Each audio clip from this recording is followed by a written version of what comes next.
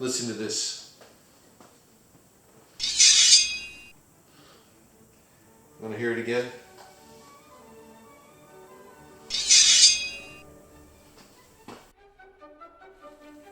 Hello and welcome to Master Otto's workshop. This video is a tutorial on the method that I use to make the wood core for sword scabbards. The wood core forms the structural base of the scabbard, and when made properly it does not permit the sword to fall out, and yet the sword can still be drawn easily. Now there are various ways of making the wood core. What I'm going to show you is the method that I prefer, and this is the only way that I would recommend that you make a sword scabbard. And there's no medieval terminology for the parts of a sword scabbard or how it was made, although there may have been, but it's been lost to time.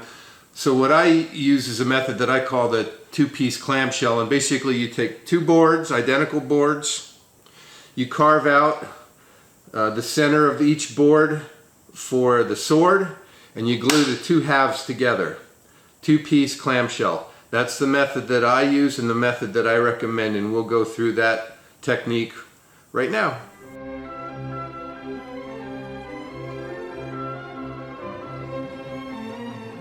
So what we have here is a board that we're going to use for our wood core. This is poplar.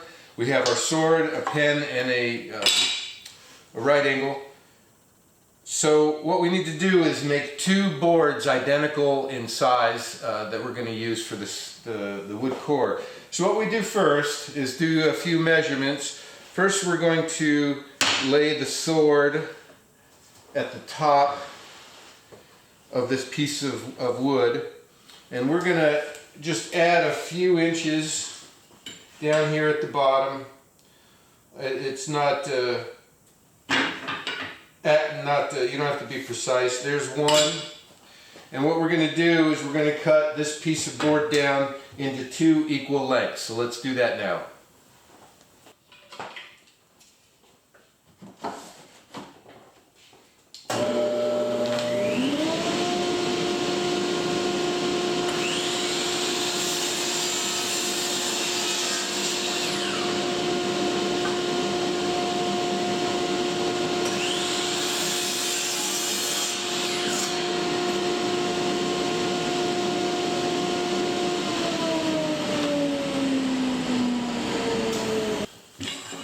Okay, the next step is to, we just did the length. The next step is to cut the width. So what I'm going to do is lay the sword on here. I'm going to leave about 1/2 inch margin, and that's for sanding and gluing. And we're going to leave about 1/2 inch on this side. Again, you don't have to be precise. And so what I'm going to do now is I'm going to rip this section off both boards so that they'll both be identical.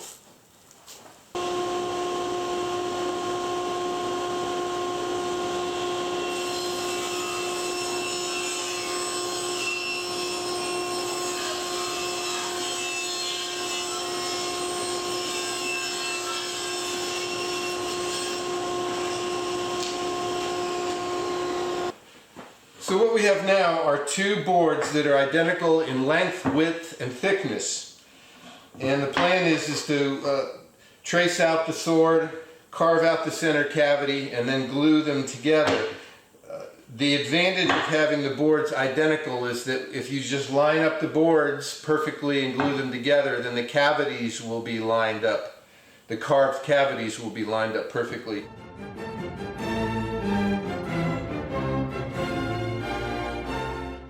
Markup. So what we're going to do is we're going to lay the sword onto one of our boards, get it centered. If you have a cross guard that is anything but straight, now is the time to trace out that shape of the cross guard on the top of the wood and cut that out.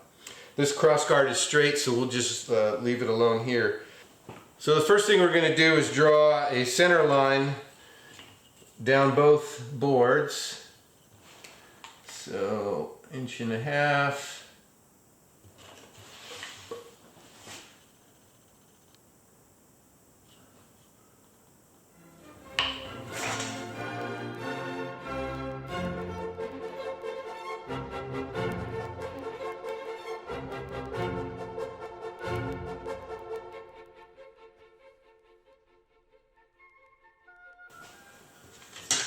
Okay, then we'll repeat that for the next board. I won't show you that right now.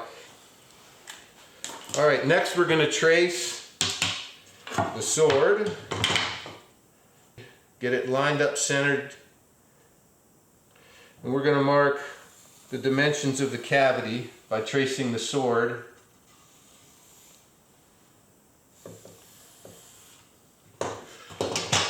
And then what I do at the very end,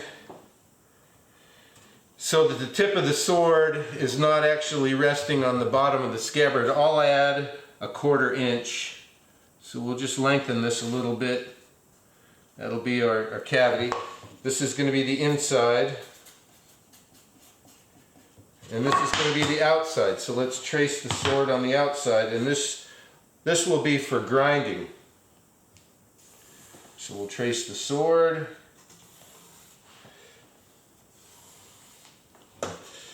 And we'll mark this as the outside.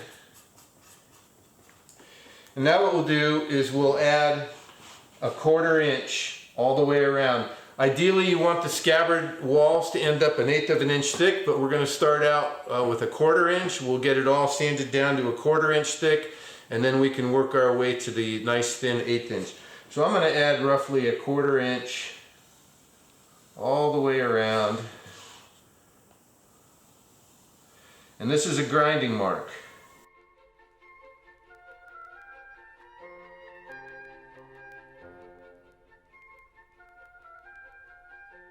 So you do this with both boards. Now one thing you have to be aware of is if you have an asymmetrical blade, you have to be sure to make mirror images so that when you put them together, the cavities will match.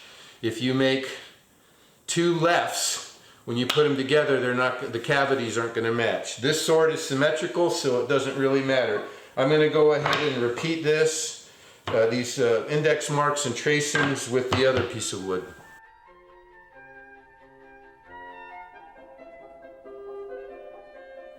Before I show you how to carve the central cavity of the wood core, we need to talk about the depth of that cavity. How deep are you going to carve it?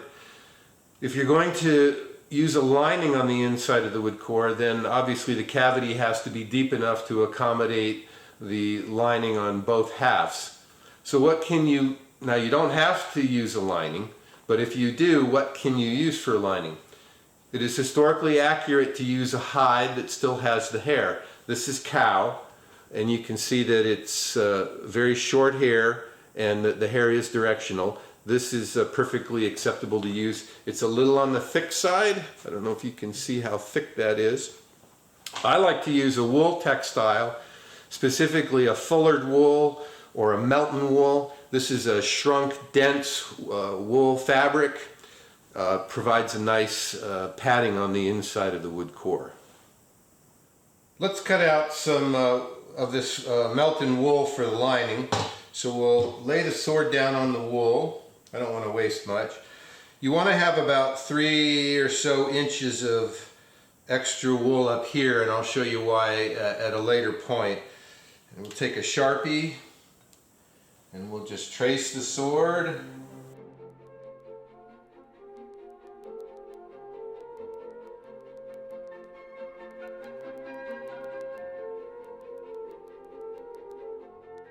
And then we're going to want to have some extra up here. And again, I'll show you why later. Now let's cut this out.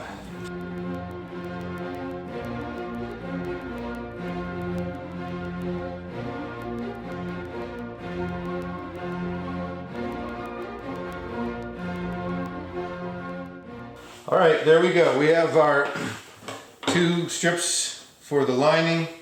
We can clean up some of these cuts. We need to have the lining available while we're carving so that when we check the fit, we can insert the lining to make sure everything, the sword fits properly in the wood core.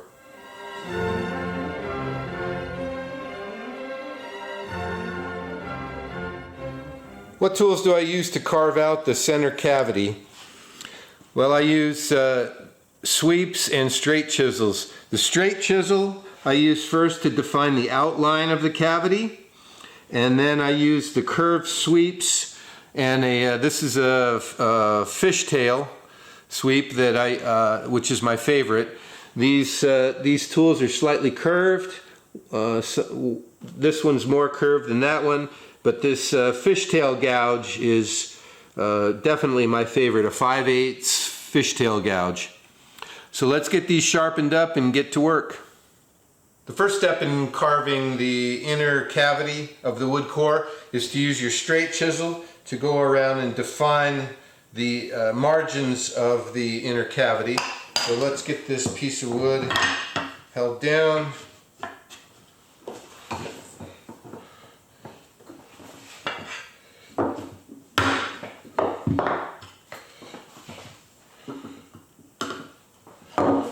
And we just go through and mark the edge. Now, since I'm using a lining, I want to make this kind of deep to accommodate the lining.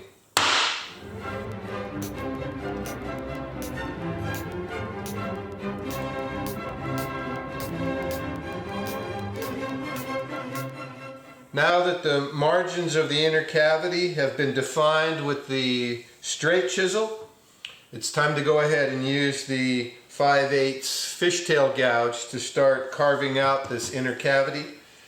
What we do is we'll put the sword right here for a reference, and we want to carve the cavity to match the profile of the sword.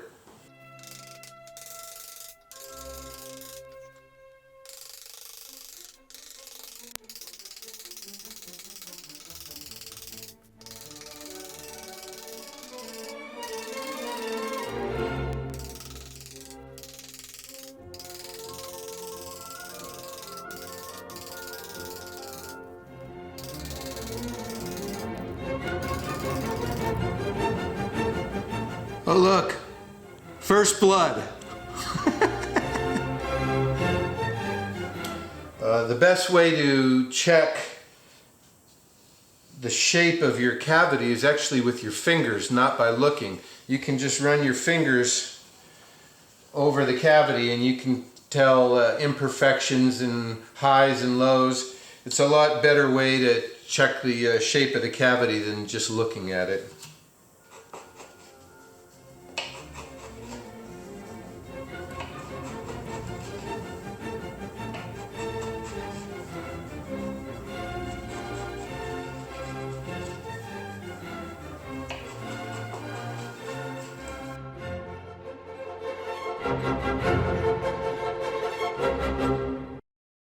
Now when you've got the cavity carved down what you think might be right, it's time to check, do a rough check. You can lay the lining in, lay the sword in, and if the depth is correct, you'll be able to feel that the edge of the sword is even with the top of this face here. And I can tell that from about here all the way up to about here that the cavity is not quite deep enough. So we'll continue to work on that. Now that I've got both halves carved out, let's try a test fit without a liner just to see where we stand. I don't like using clamps for test fitting because it compresses the center cavity, but for this we'll just clamp it lightly and see what we got. Alright, let's get the sword. Let's try a test fit. So the sword goes in just fine. I think we're there. Let's put the lining in and try it again. So we'll put the lining in. We'll do both halves.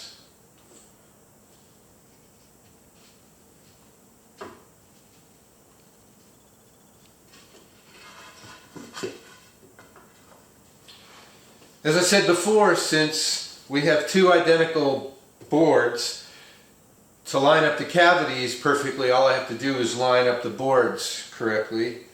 I don't like using clamps for test fits because it can add some compression here and perhaps make the wood core a little tighter than it really is. We're just going to go gentle with the clamps. Oops.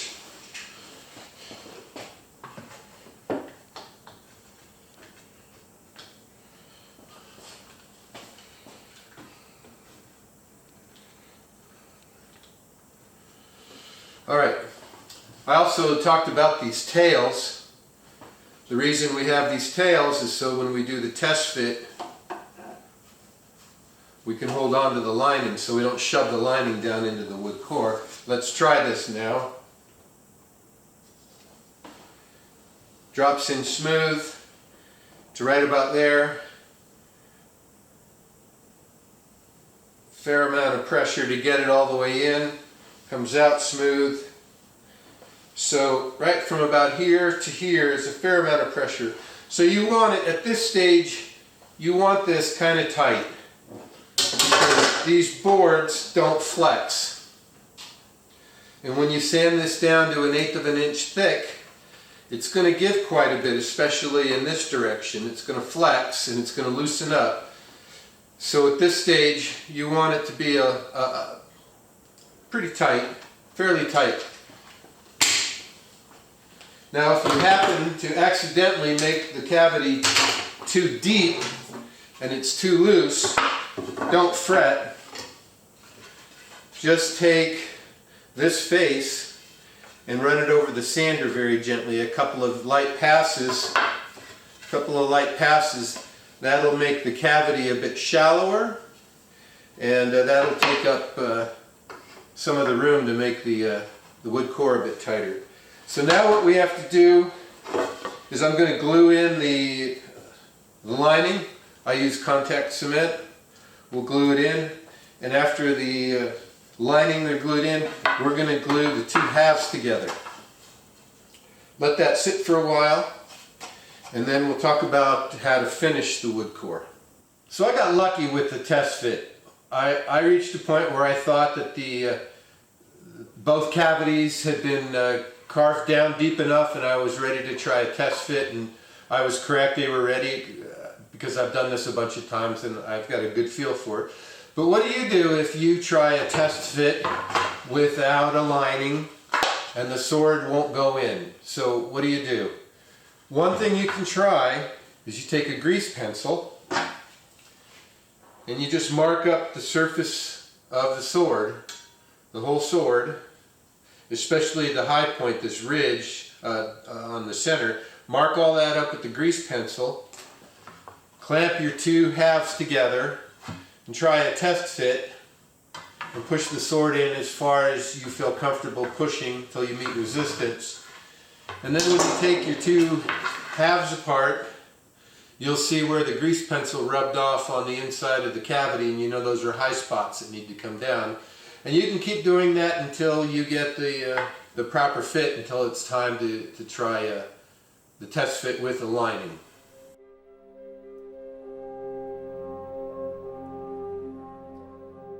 Time to glue in the lining. So I've got some weldwood contact cement and a brush, and we're just going to put in some of this contact cement.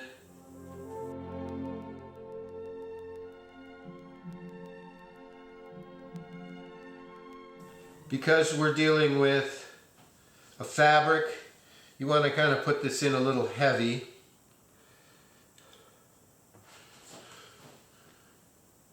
And I especially get it heavy up here near the top. And that way, over time, when we cut off this tail of the lining, it doesn't peel off and get shoved down inside of the wood core. So I make sure I put a fair amount up here near the top so this never moves.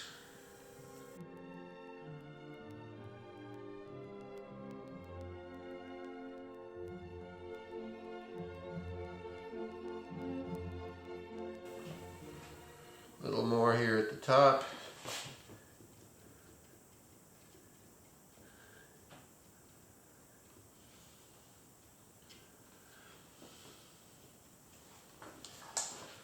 All right, let's put the lining in.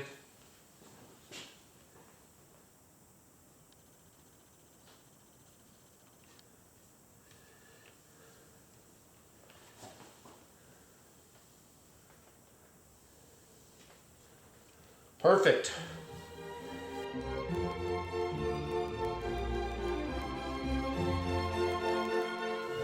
Make sure that the lining does not end up on this surface, because this is where we're going to put wood glue to glue the two halves together. So just make sure the lining is tucked down inside. That looks good. Push it down. We'll let this dry for a little bit. We'll push it down some more, make sure we get good contact and it's in the proper position. All right, let's do it. So I have some Titebond wood glue and a basting brush. And throw some glue down. You don't want glue to leak. Remember, we're gonna sand this down to 1/8 of an inch thick. The wall thickness is gonna be 1/8 of an inch thick. So you want to glue right up to the edge of the cavity, but you don't want to put so much glue that when we clamp them together that you get squeeze out going inside of the cavity.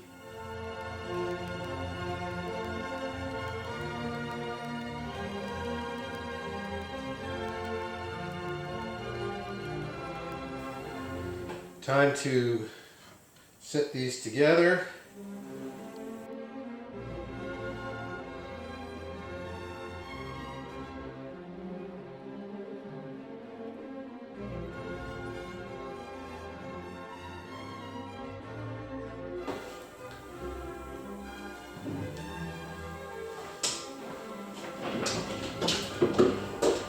Man cannot have too many clamps. That's what Plato said in 3000 BC. Honest. I wouldn't lie to you. All right. We'll let this dry and we'll move on to the next step, which is we'll cut off. We've got our 1/4 inch grind line. Remember, we drew that at the beginning. We're going to cut off as much of this excess as we can. Cut off some of the corners down here, and then we'll go out to the belt sander and I'll show you how to do the grind to get it down to the proper size and thickness.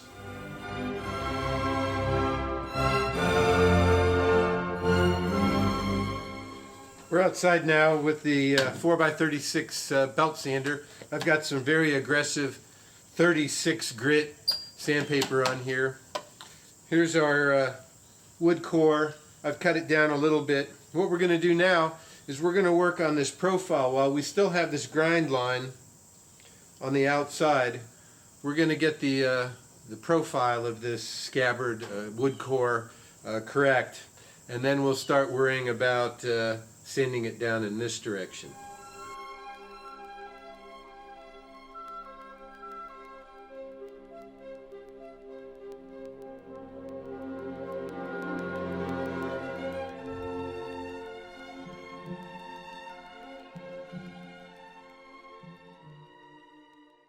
All right, so we've ground this down roughly to the grind line. Hello, doggies. It's still pretty rough. I don't know if you can tell looking down the edge, it's still pretty rough. The next step is we're going to work with very long, smooth strokes to get this nice and flat and true. The last thing we're going to do is grind off this point. We need to know where the point of the scabbard needs to be so that we don't grind this point off center.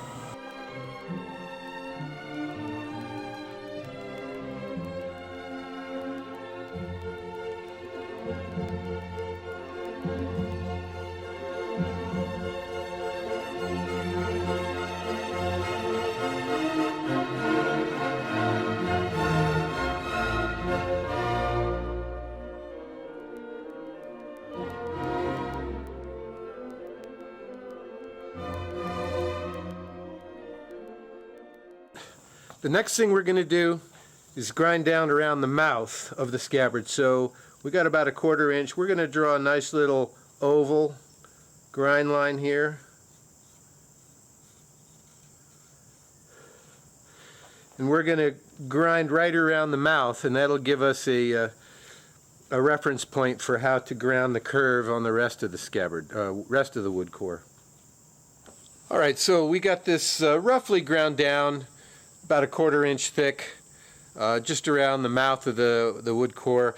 Now we're going to use that as a reference, and we're going to smooth off all of these other corners, and then I'm going to cut this tip off. Once I get everything rounded off, we'll sand the tip off and try to get the scabbard down to the whole wood core down to about a 1/4 inch thick. After that, we'll work on getting it down to an 1/8 of an inch thick. We're working on getting this wood core down to a 1/4 inch wall thickness. I've worked on thinning the profile and rounding the corners, but we're still working on a 1/4 inch wall thickness for now. Got to get this thinned out near the point. I still have a little mark that marks the tip, so I'm working on preserving that, some sort of reference, and we'll just keep working at it.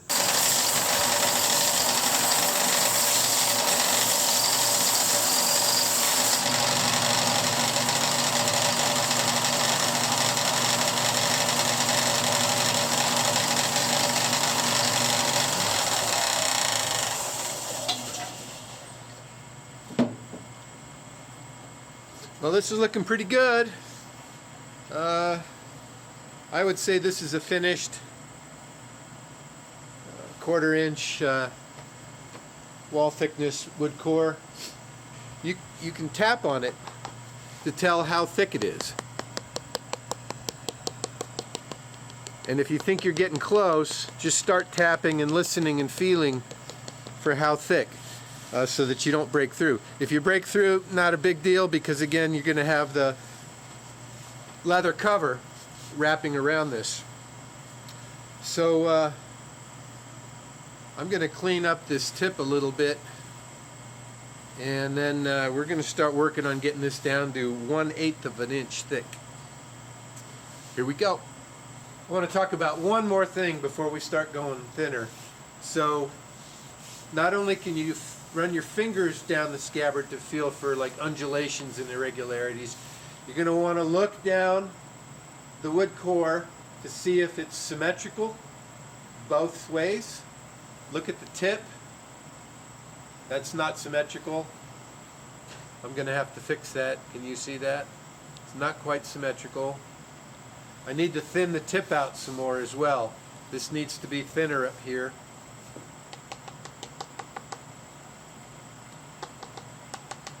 Yep, I can go a little thinner. Just keep looking at it, hold it up to the light, look down it, feel across it, feel the irregularity. Oh, I can feel an irregularity right here. So your fingers are much better than your eyes at feeling the irregularities. So just keep working at it.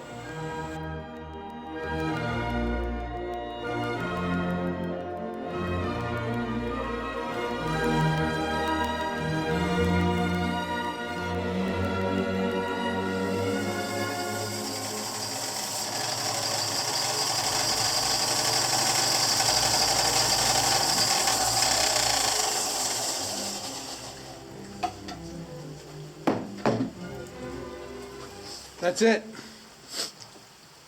That's as far as I'm going to take it. I could go a little further, but I like it. We're going to leave it here. We're going to take it inside now and do a test fit and see how it does now that it's sanded down. I just got to do some hand sanding to finish it off. I'll finish up, clean up this tip. So let's go inside and do a test fit.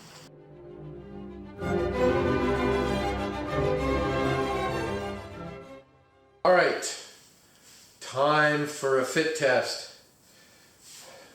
Let's see. Cross your fingers. This is where the art of scabbard making comes into play.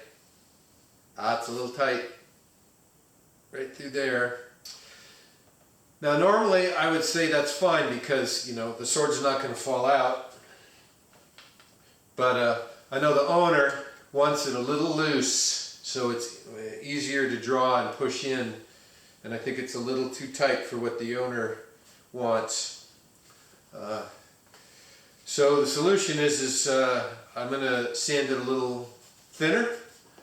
And we may have to split the seams right up here at the top to loosen it up a bit. Of course, the leather wrap will hold it all together, but having the seam split will give it just a little extra room right here.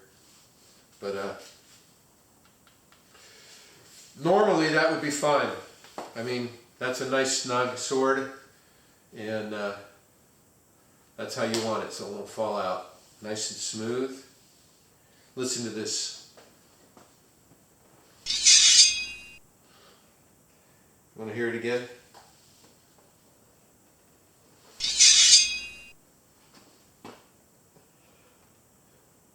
Actually, here, listen.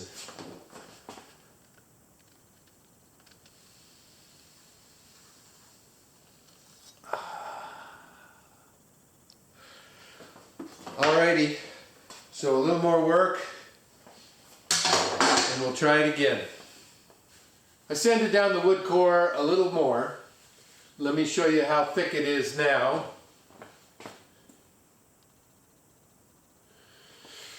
We'll see if that made any difference in the fit. So let's test the fit.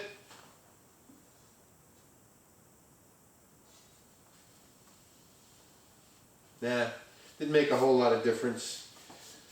So anyway, normally this fit would be perfect. I mean, it draws easy. It's not going to come out. This would be normally perfect, and it's nice, thin, lightweight. I could thin it out down here a little bit more. But normally I would say this was perfect. But I know the owner wants it just a little looser. So that's how you make a wood core. Hopefully, maybe someday I'll follow up this video with another video on how to put the leather wrap on and the other things you can do, like putting risers and decorations on the wood core before you wrap it in leather. But we'll see if that happens. Anyway, that's it. Bye.